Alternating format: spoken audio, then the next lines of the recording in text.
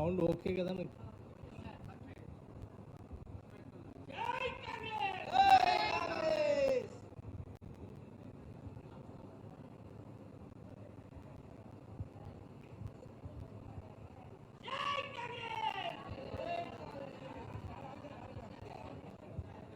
Media మిత్రులందరికీ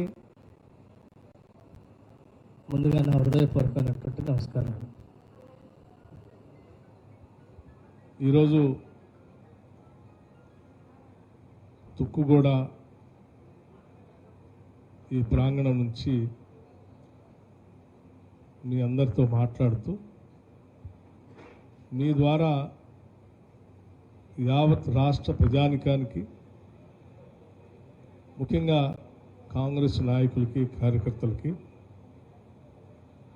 కొంత సమాచారం, విజ్ఞప్తి కూడా చేయాలనేటువంటి ఆలోచనతోనే ఈ పత్రికా సమావేశాన్ని అందరి స్నేహితులతో కలిసి ఇక్కడ ఏర్పాటు చేశాం. రేపు జరిగేటువంటి 6వ తారీఖు నాటి బహిరంగ సభ దేశంలోనే ఇది ఒక చారిత్రాత్మకమైనటువంటి బహిరంగ సభగా ఉండబోతా ఉంది. అఖిల భారత కాంగ్రెస్ కమిటీ దేశ సాధారణ ఎన్నికలకు సంబంధించి రిలీజ్ చేస్తున్నటువంటి, పార్టీ పరంగా రిలీజ్ చేస్తున్నటువంటి మేనిఫెస్టోని తెలంగాణ రాష్ట్రంలో తుక్కుగూడ ఈ బహిరంగ సభ నుంచి ప్రకటించడం జరుగుతూ ఉంది. ఈ ప్రకటించే అంశాలన్నీ కూడా ఈ దేశ భవిష్యత్తు కోసం దిశ నిర్దేశం చేసేటువంటి అంశాలుగా ఉండబోతూ ఉన్నాయి. దేశంలో కాంగ్రెస్ పార్టీ పక్షాన కొన్ని హామీలు ఇస్తే, ఇచ్చిన హామీలని, పాలనని ఎంత స్పష్టంగా చిత్తశుద్ధితో, సంకల్ప బలంతో అమలు చేస్తామో అది తెలంగాణలో జరుగుతూ ఉంది. తెలంగాణ మోడల్గా భారతదేశంలో రేపొద్దున మా ప్రభుత్వం రాగానే అఖిల భారత కాంగ్రెస్ కమిటీ ఆధ్వర్యంలో భారత ప్రభుత్వం కూడా తెలంగాణ మోడల్గా పాలన చేయబోతుందని చెప్పేటువంటి సందేశాన్ని కూడా ఇక్కడ నుంచి అఖిల భారత కాంగ్రెస్ కమిటీ చెప్పబోతాం. అందుకే ఇది మనందరికీ గర్వకారణం. ఇది ఒక చారిత్రాత్మకమైనటువంటి ప్రదేశంగా కూడా మిగలబోతా ఉంది. ఎందుకనంటే ఇదే ప్రాంగణం నుంచి ఆ రోజు దేశ అధినాయకత్వం మొత్తం అఖిల భారత కాంగ్రెస్ కమిటీ అధ్యక్షులు శ్రీ మల్లికార్జున ఖర్గే గారు కానీ, లేకపోతే అధినాయకురాలు శ్రీమతి సోనియా గాంధీ గారు కానీ, మాజీ అఖిల భారత కాంగ్రెస్ కమిటీ అధ్యక్షులు రాహుల్ గాంధీ గారు కానీ, ప్రియాంక గాంధీ గారు కానీ, అందరూ కూడా ఇక్కడికి వచ్చి ఆ రోజు తెలంగాణ ప్రజలకి ఎన్నికలకు ముందు మేము ఏ హామీలు అయితే ఇచ్చామో ఆ హామీలన్నింటినీ కూడా, గ్యారంటీలన్నింటినీ కూడా పార్టీ అధికారంలోకి రాగానే చేస్తామని చెప్పినట్టు విధంగా దేశమే ఆశ్చర్యపోయేటట్టుగా ఈరోజు మనం ఆ గ్యారంటీలను అమలు చేసి ముందుకు పోతా ఉన్నాం. ప్రజలందరికీ ఒక విషయం నేను ఈ సందర్భంగా గుర్తు చేయదలుచుకున్నాను. ఇచ్చిన గ్యారంటీల్ని అమలు చేసే క్రమంలో ఒక్కరోజు ఆలస్యమైనట్టుగానే మేము భావించి శాసనసభలో శాసనసభ్యులుగా మేము ప్రమాణ స్వీకారం చేసిన గంట లోపులోనే అదే శాసనసభ ప్రాంగణంలో మహిళలకు సంబంధించి ఫ్రీ బస్ రైడ్ని ప్రారంభం చేసినటువంటి సంఘటనని ఈ సందర్భంగా గుర్తు చేస్తూ ఉన్నాను. ఉచిత బస్సుతో పాటు రాష్ట్రంలో ఉన్నటువంటి అర్హత కలిగిన పేద, బడుగు, బలహీన వర్గాలందరికీ 10 లక్షల రూపాయల వరకు రాజీవ్ ఆరోగ్యశ్రీ పథకాన్ని అమలు చేసి పెద్ద ఎత్తున చూపించిన సంఘటన కూడా గుర్తు చేస్తూ ఉన్నాను. అలాగే చాలామంది అనుకున్నారు కేసీఆర్ లాగానే లేకపోతే టీఆర్ఎస్ ప్రభుత్వం లాగానే హామీలు చెప్పి 10 సంవత్సరాలైనా అమలు చేయకుండానే దిగిపోయినట్టుగానే కాంగ్రెస్ వాళ్ళు కూడా అట్లా చేస్తారులే అని వాళ్ళు ఊహకు కూడా అందకుండా ఇంకెప్పుడు మొదలు పెడతారని అడక్క ముందే 500 రూపాయలకే గ్యాస్ సిలిండర్, అట్లాగే 200 యూనిట్లు లోపు అంటే 200 యూనిట్లు వరకు ఉచిత కరెంటుని మార్చి నెల నుంచి 1వ తారీఖు నుంచి 1వ తారీఖు నుంచే జీరో బిల్ ఇచ్చినటువంటి చరిత్ర భవిష్య భారతదేశ చరిత్రలో ఎక్కడా లేదు, కేవలం తెలంగాణ రాష్ట్రంలో. 500 రూపాయలకి గ్యాస్ సిలిండర్, 200 యూనిట్ లోపల ఉన్నటువంటి వాళ్ళందరికీ జీరో బిల్లు. అలాగే పొరపాటున ఎవరైనా ఈ జీరో బిల్లు కోసం ప్రజా పాలన సందర్భంగా అప్లికేషన్ను సబ్మిట్ చేసే క్రమంలో వారి రేషన్ కార్డు నెంబర్ కానీ సర్వీస్ నెంబర్ కానీ వాళ్ళ పొరపాట్లు తప్పేసి లిస్టులో రాకపోతే కూడా 200 యూనిట్ లోపల మీ బిల్లు వచ్చే క్రమం ఉంటే మీరు బిల్లు కట్టాల్సినటువంటి అవసరం లేదు. తిరిగి మళ్ళీ ఆ మండలంలో ఉన్నటువంటి మండల అధికారి కార్యాలయంలోకి వెళ్ళి ప్రజాపాలన అధికారికి ఈ బిల్లు చూపిస్తే, మీ సర్వీస్ నెంబర్ చూపిస్తే లిస్టులో ఎంటర్ అవుతుంది. మిమ్మల్ని ఎవ్వరూ బిల్లు కట్టమని అడగరని కూడా చాలా స్పష్టంగా ఆదేశాలు ఇచ్చినటువంటి మొట్టమొదటి ప్రభుత్వం ఏదైనా ఉందంటే అది ఇందిరమ్మ రాజ్యం కాంగ్రెస్ ప్రభుత్వమే. అంతేకాదు, మనం ఎవ్వరి ఊహకి అందనట్టుగా 10 ఏళ్ళు ఏంటి 2014లో రాష్ట్ర విభజన జరిగినప్పుడు ఉన్న ఇందిరమ్మ ఇల్లు బంద్ చేసి ఒక ఇల్లు గది ఎక్కడ సరిపోద్ది అని చెప్పి 2 గదులు ఇస్తా అని చెప్పి, డబల్ బెడ్రూమ్ ఇల్లు ఇస్తా అని చెప్పి నానా కట్టుకథలు చెప్పి ప్రజల్ని ఒక కాల్పనిక ప్రపంచంలో తీసుకొని పోయి డబల్ బెడ్రూమ్ ఇల్లు వస్తుందేమో అని ఒక దశాబ్ద కాలం ఎదురు చూస్తే కూడా చేయకుండా దిగిపోయినటువంటి ప్రభుత్వంలానే వీళ్ళు కూడా పట్టించుకోరేమని చాలామంది పేదలు అనుకుంటున్నటువంటి సందర్భంలోనే మేము చెప్పినట్టుగా 100 రోజుల లోపలనే వెంటనే దాన్ని కూడా చేయాలనేటువంటి ఆలోచనతో ఆ చేసే క్రమంలో సాక్షాత్తు ఆ సీతారామచంద్ర స్వామి వారి సన్నిధిలో పూజ చేసి, యాదగిరిగుట్ట లక్ష్మీ నరసింహస్వామి వారికి సన్నిధిలో పూజ చేసి, ఈ రాష్ట్రంలో ఉన్నటువంటి పేదవాళ్ళందరికీ కూడా మేము చెప్పినట్టుగా ఇందిరమ్మ ఇల్లు 2 గదులు ఇల్లు ఇవ్వటానికి ప్రతి శాసనసభ నియోజకవర్గానికి కనీసం 3500 ఇళ్లు తగ్గకుండా ఇచ్చేటువంటి కార్యక్రమాన్ని అనౌన్స్ చేసి లాంఛనంగా అనౌన్స్ చేసినటువంటి ప్రభుత్వం ఏదైనా ఉందనంటే అది కేవలం ఇందిరమ్మ ప్రభుత్వం, ఈనాటి కాంగ్రెస్ ప్రభుత్వం. కావలసిన నిధులు కూడా కేటాయించి, ఏదో ఒట్టిగా పథకాలు ప్రారంభించడం కాదు, చేసినటువంటి వాటికి కావలసిన నిధులు కూడా కేటాయించి, ఇవాళ మేము జీరో బిల్లు ఇస్తున్నాం అంటే దానికి కావాల్సిన నిధుల్ని ఎప్పటికప్పుడు ఆ విద్యుత్ శాఖకి ఇస్తూ ఉన్నాం. నిధులు ఉచితంగా మహిళలు ప్రయాణం చేస్తూ ఉన్నారంటే ఆ ప్రయాణం చేసిన మహిళల జీరో బిల్లు టికెట్లకు సంబంధించి బిల్లును ప్రతి నెల ఆర్టీసీకి డబ్బులు కడతా ఉన్నాం. ఇలా చేస్తూ ఈరోజు రాష్ట్రంలో ఇచ్చిన గ్యారంటీలు అమలు చేస్తూ ముందుకు పోవటమే కాదు, వాటితో పాటు ఇంకో అడుగు కూడా ముందుకేద్దాం. మనం ఇది మన రాష్ట్రం, ఈ రాష్ట్రంలో ఉన్న ప్రతి మహిళని ఈరోజు మనం మహాలక్ష్మిలాగా చూస్తూ ఉన్నాం, కొలుస్తూ ఉన్నాం. వాళ్ళకి ఇంకా కొద్దిగా ఆర్థిక సాయం అందించే కార్యక్రమం చేయాలని చెప్పి ఇవ్వనటువంటి గ్యారంటీలు కూడా రాష్ట్రంలో ఉన్నటువంటి డ్వాక్రా సంఘాలకు సంబంధించిన సెల్ఫ్ హెల్ప్ గ్రూప్ మెంబర్స్ అందరికీ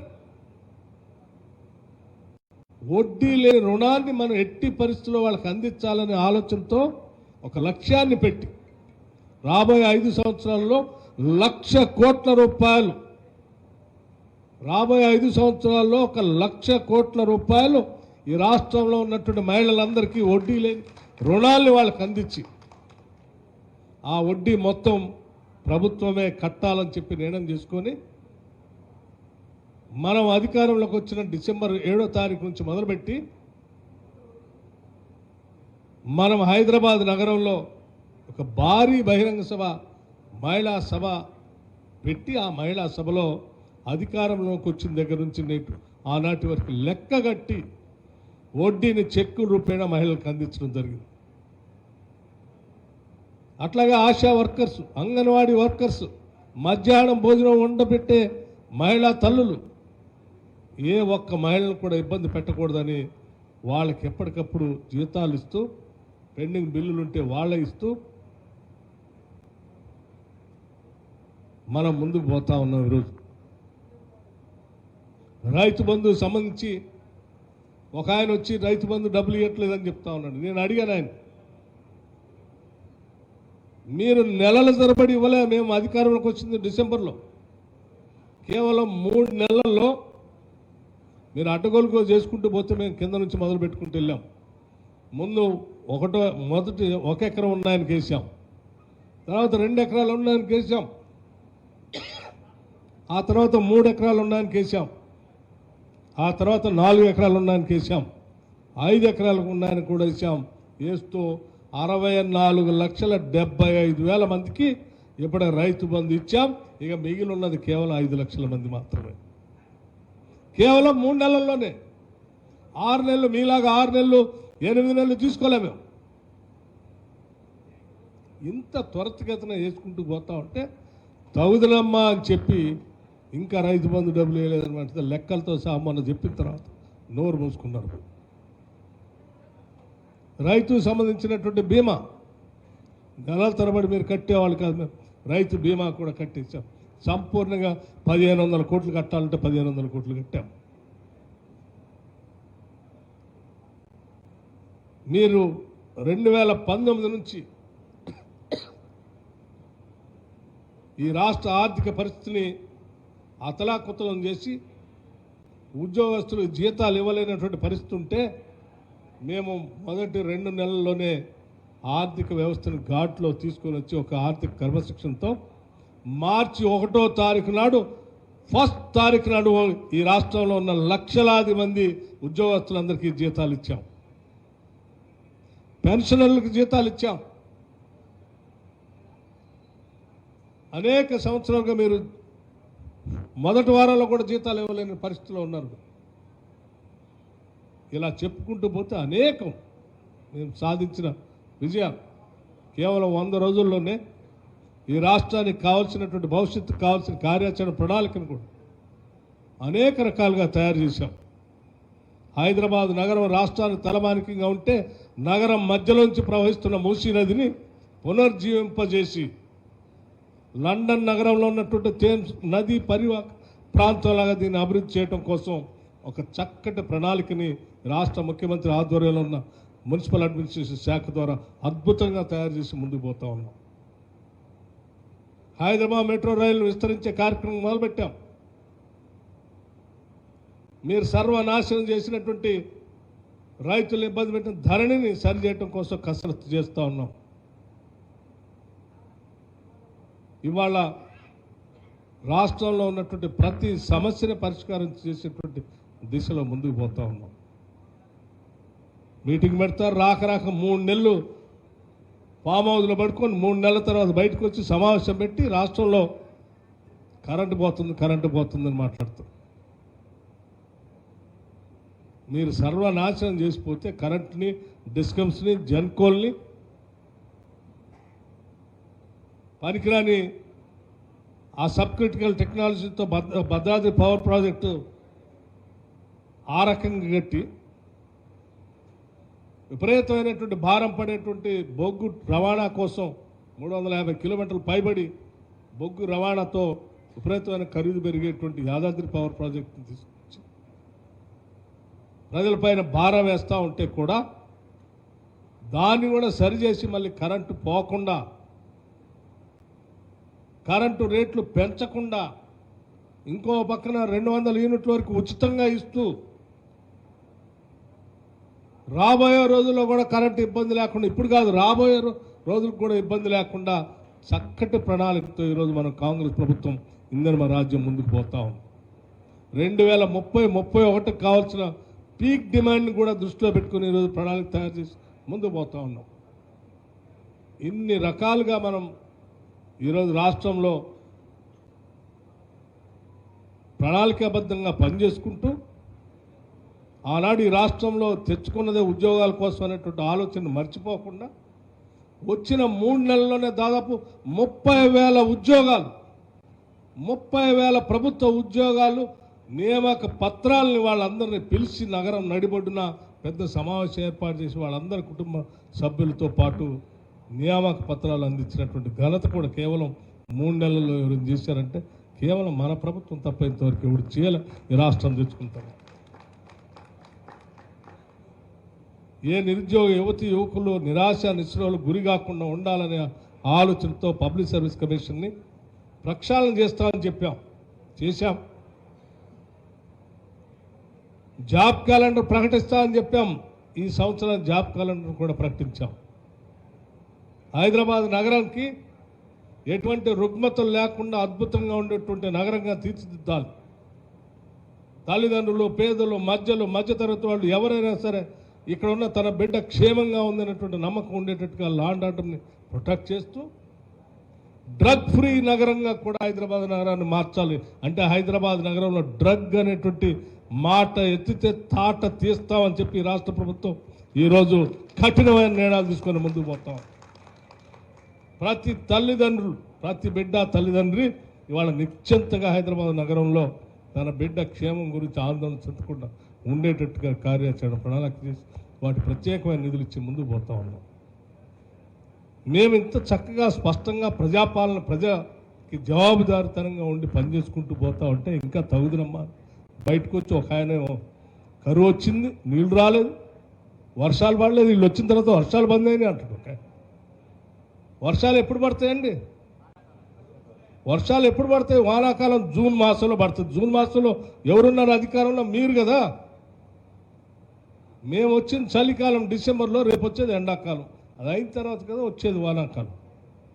మాకంటే ముందున్నది మీరేనా. జూన్ మాసంలో వర్ష ఋతుపవనాలు అంటే ఇప్పుడు పడ్డ నీళ్ళైనా కనీసం మీరు ఒడిసి పట్టుకొని ఆ నీళ్ళని అడ్డగోలుగా ఇబ్బంది లేకుండా కాపాడి ఉంటే ఈరోజు ఈ రాష్ట్రానికి గతి పట్టేది కాదు. అవసరం ఉన్నా లేకపోయినా, పంటలు ఉన్నా లేకపోయినా ఎన్నికలప్పుడు నీళ్లు బయట కనపడాలని చెప్పి సాగర్లో నీళ్ళంతా గేట్లు ఎత్తి బయటకు పంపించి ఇప్పుడు నీళ్ళు లేకుండా చేస్తే దీనికి ఎవడు బాధ్యుడు? నువ్వే కదా. కృష్ణానది నీళ్ళు ఎట్లా అన్యాయం చేస్తే, గోదావరి ఏమో ఆడ కాళేశ్వరం కుంగిపోయి ఆ నీళ్లు వదులుతాయి. ఆ నదిలో కిందికి వదిలింది నువ్వే, ఈ నదిలో కిందికి వదిలింది నువ్వే. మళ్ళీ ఇవాళ వచ్చి కాంగ్రెస్ వాళ్ళు వచ్చారు, కరువు వచ్చింది.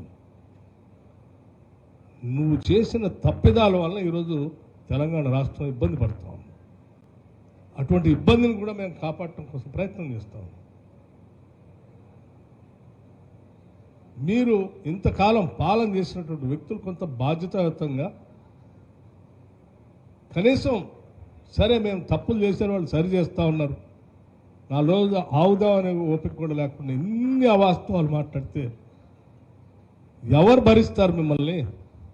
కనీసం ప్రతిపక్షంగా ఉండటానికి కూడా మీరు పనికిరాని విధంగా మాట్లాడుతూ ఉన్నారు. ఈరోజు ఫోన్ ట్యాపింగ్ జరిగింది, మాకేం సంబంధం అంటాడు ఒక ఆయన. నిన్న నేను వాళ్ళ పొద్దున పేపర్ చదివాను. నాకేం సంబంధం అంటే 10 ఏళ్ళు పాలన చేసింది మీరే కదా బాధ్యులు. ఎట్లా చేస్తారండి ఫోన్ ట్యాపింగ్? మీరు దేశ భద్రత కోసం వాడాల్సిన ఫోన్ ట్యాపింగ్, లేకపోతే టెర్రరిస్టులు పట్టుకోవడానికి వాడాల్సిన ఫోన్ ట్యాపింగ్, దాన్ని సామాన్యులు, కామన్ మ్యాన్, ప్రతిపక్ష నాయకులను నిర్వీర్యం చేయడానికి ఫోన్ ట్యాపింగ్ వాడతారా? దేశ క్షేమం కోసం, భద్రత కోసం పెట్టినటువంటి చట్టాన్ని మీరు మీ రాజకీయ అవసరాల కోసం పణంగా పెట్టి దేశ భద్రత కూడా ఈరోజు మీరు ప్రమాదం తీసుకొచ్చారు ఈరోజు. ఫోన్ ట్యాపింగ్ని అడ్డం పెట్టుకొని ప్రతి వాళ్ళ ఫోన్ ట్యాప్ చేస్తూ చివరికి అరే పౌరుల వ్యక్తిగత జీవితాల్లోకి వెళ్ళటానికి ఎవడిచ్చాడు నీకు హక్కు? ఈ దేశంలో పౌరులు కొన్ని హక్కులు ఉన్నాయి. స్వేచ్ఛగా స్వతంత్రంగా బతికేటువంటి హక్కు ఉంది. వాళ్ళ స్వేచ్ఛను హరించి వాళ్ళ పర్సనల్ వ్యక్తిగతమైనటువంటి కుటుంబ జీవితాల్లో కూడా నువ్వు వెళ్ళి ఫోన్ ట్యాపింగ్ చేసి భార్యాభర్తలు ఏం మాట్లాడుకుంటున్నారు, వ్యాపారస్తులు ఏం మాట్లాడుకుంటున్నారు, లేకపోతే ఇంకో అధికారి ఏం మాట్లాడాడు, ఇంకో పత్రిక ఆయన ఏం మాట్లాడిండు, జడ్జిలు ఏం మాట్లాడుతున్నా, లేదా ఇంకో ఆయన ఏదో మాట్లాడుతున్నా, అందరి జీవితాల్లో నువ్వు వాళ్ళ వంటగదిలోకి వాళ్ళ బెడ్రూమ్లో కూడా దూరుతుంది. మీరు ఇదే నా బాధ్యత మీకు. ఇంకా తగుదనమ్మా మాకేం సంబంధం అంటారు. 10 ఏళ్ళు మీరే కదా చేసింది. ఇంతటి దుర్మార్గమైనటువంటి వ్యక్తుల జీవితాల వాళ్ళ వ్యక్తిగతమైనటువంటి జీవితాల్లోకి తొంగి చూసిన మిమ్మల్ని ఏ వ్యక్తి కూడా క్షమించడు. మిమ్మల్ని పౌరుల భద్రతకే పెను ప్రమాదం ఇది. వారి వ్యక్తిగతమైనటువంటి సమాచారం ట్యాప్ చేసి ఎవరెవరికి ఇచ్చారో, మీరు ఏం చేశారో కొద్దిమంది బయటకు చెప్తా ఉన్నారు. మామూలు బ్లాక్మెయిల్ చేసి డబ్బులు వసూలు చేశారు ఫోన్ ట్యాపింగ్ సమాచారంతో. ఇంకా ఎంతమంది చేశారో ఇట్లా. అరే పాలించమని చెప్పింది దేనికి? ఒక రాష్ట్రాన్ని మీకు బాధ్యత చెప్తే ధన మాన ప్రాణాలు కాపాడాల్సిన బాధ్యత ప్రభుత్వాలు. ఆ కాపాడాల్సిపోయింది మీరే ఉల్టా అసలు వాళ్ళ భద్రతకి పెద్ద పెను ప్రమాదంగా మారారు. ఇంతకంటే ద్రోహం ఏముంది? ఇంతకంటే అన్యాయం ఏముంది? వ్యక్తిగతమైనటువంటి స్వేచ్ఛ లేకుండా చేశారు ఎవరికి. మేము మాటిస్తూ ఉన్నాం ఈ రాష్ట్ర ప్రజలందరికీ, ఈ రాష్ట్రం మనందరిది, మన కోసం కొట్లాడి తెచ్చుకున్నాం. ఇది స్వతంత్ర భారతదేశంలో ప్రజాస్వామ్యయుతంగా ఏర్పడినటువంటి తెలంగాణ రాష్ట్రం. స్వేచ్ఛగా స్వతంత్రంగా ప్రతి పౌరుడు బతికే హక్కుని మేము సంపూర్ణంగా ఏర్పాటు చేస్తున్నాం తెలంగాణ రాష్ట్రంలో. ఎవ్వరూ దేనికోసం భయపడాల్సినటువంటి అవసరం లేదు. ఇది మనది. మన వ్యక్తిగతమైన జీవితాల్లో కానీ లేకపోతే దేశ భద్రతకు వాడాల్సినటువంటి ఇటువంటి వ్యవస్థల్ని పౌరులను దిగ్బంధం చేయటం కోసమో లేకపోతే మీ రాజకీయ అవసరాల కోసం, వ్యక్తిగతమైన అవసరాల కోసం వాడుకుంటా ఉంటే చూస్తూ ఊరుకోవడానికి మేము సిద్ధంగా లేము. ఇప్పటికే జరిగిన నష్టాన్ని అన్నింటినీ కూడా కావాల్సిన రీతిలో తీసుకోవాల్సిన చర్యల ప్రకారం చేయాల్సిన ఏర్పాట్లన్నీ చేస్తాం. ఎన్నికలు అయిన తర్వాత తప్పనిసరిగా పూర్తి స్థాయిలో మిగతా అంశాలు కూడా మీకు చెప్తాం. రాష్ట్ర ప్రజలందరికీ నేను ఒకటే మీ ద్వారా విజ్ఞప్తి చేస్తూ ఉన్నాను. రేపు జరిగేటువంటి తుక్కుగూడ భారీ బహిరంగ సభకి ఇప్పుడే మన లక్ష్మారెడ్డి గారు చెప్పినట్టు కథం దొక్కుదాం. కథందాం. అటు ఖమ్మం నుంచి మొదలు పెడితే ఇటు ఆదిలాబాద్ వరకు, అంటే అత్యంత దూరంగా ఉన్నటువంటి 2 జిల్లాలు, ఆ దరి నుంచి ఈ దరి వరకు, ఇటు వరంగల్ నుంచి మహబూబ్నగర్. కథం దొక్కుదాం.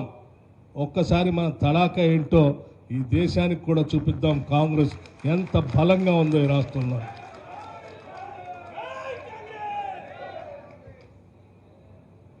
దానికోసమే అందరికీ బాధ్యతలు కూడా ఒప్పచెప్పాం. నేను కూడా ఇప్పుడు మళ్ళీ ఇక్కడ నుంచి ఖమ్మం బయలుదేరి వెళ్తా ఉన్నాను. సాయంత్రం 5 గంటల ఖమ్మంలో సమావేశం ఏర్పాటు చేశాం ఈ సభకి రావటం కోసం. అటు ఆదిలాబాద్ వాళ్ళని ఆదిలాబాద్ వెళ్ళమని చెప్పాం. దగ్గరలో ఉన్నటువంటి వాళ్ళంతా ఇక్కడికి వస్తారు సాయంత్రం 5 గంటలకి. దయచేసి అందరూ కూడా పెద్ద ఎత్తున కదలవలసిందిగా, తద్వారా ఈ దేశానికి అసలు ప్రజాస్వామ్యం అంటే ఏంటి, ప్రజల హక్కులంటే ఏంటి, ఇచ్చిన గ్యారంటీల్ని పార్టీలు బాధ్యతాయుతంగా ప్రజల కోసం ఏ రకంగా చేయాలో ఆ చేస్తూ ఉన్నటువంటి సందర్భంలో ఎటువంటి మనం స్పందన ఇస్తామో ఆ స్పందన రేపొద్దున చూపించి దేశానికి ఇది మార్గదర్శకంగా ఎదగాలని చెప్పేసి మీ అందరి ద్వారా నేను విజ్ఞప్తి చేస్తూ ఈ దేశాన్ని విచ్ఛిన్నం చేయాలని మతం పేరు మీద లేకపోతే ఇంకొక రకరకాల ఆర్థిక పరిస్థితులన్నింటినీ కొద్దిమందికి దోచిపెట్టి విభజన చేసే భారతీయ జనతా పార్టీకి, బీఆర్ఎస్ పార్టీకి బుద్ధి చెప్తూ భారీగా పెద్ద ఎత్తున మన సీట్లు గెలిపించి ఈ దేశానికి మనం కాంగ్రెస్ పార్టీ దేశానికి ఒక ప్రజాస్వామ్య రక్షణకి పనికొచ్చే ఈ దేశానికి స్వాతంత్రం తీసుకొచ్చిన కాంగ్రెస్ పార్టీ ఒక్కటే దేశాన్ని కాపాడగలదని చెప్పేసి ఒక చక్కటి సందేశాన్ని ఇవ్వాలని చెప్పి మీ ద్వారా రాష్ట్ర ప్రజలందరినీ కోరుతూ ముగిస్తూ ఉన్నాను. Thank you. నమస్కారం.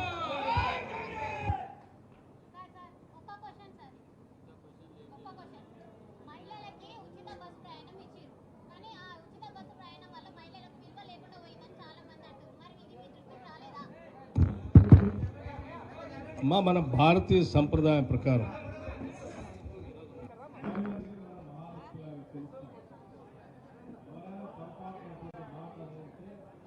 అది సంస్కారం లేనటువంటి వాళ్ళు మాట్లాడే మాట. మహిళలందరికీ మనం గౌరవించుకోవడం కోసమే ఆర్టీసీ బస్సులో ఉచితంగా ఎక్కడి నుంచి ఎక్కడ కావాలన్నా ప్రయాణం చేయడానికి ప్రభుత్వం కల్పించిన చర్య ఇది. దీన్ని మనం అందరం గౌరవించాలి. Thank you.